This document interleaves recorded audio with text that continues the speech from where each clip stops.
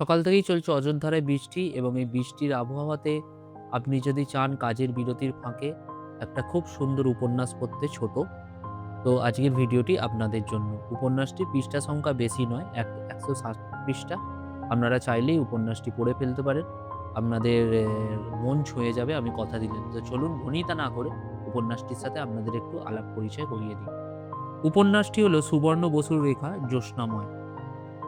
পেজের কোয়ালিটি এর খুবই সুন্দর এবং আনন্দ পাবলিশার্স থেকে প্রকাশিত এই বইটার মুদ্রিত মূল্য হচ্ছে ৳৪০০। গল্পটার বিষয়বস্তু এবং বিবরণে যাচ্ছি না।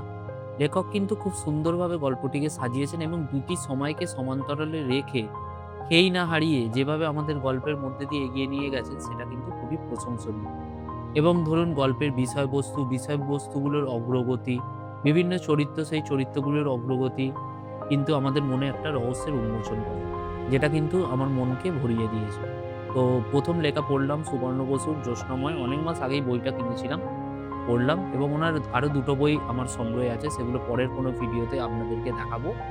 আপনাদের যদি আমার মতো সরঞ্জিৎ চক্রবর্তীর লেখা খুব প্রিয় হয়ে থাকে, তো এটুকুনি বলতে পারি সুবর্ণ বসু কিন্তু খুব একটা কম যায় না। বইটা সংগ্রহ করে ডেফিনিটলি একবার পড়তে পারেন।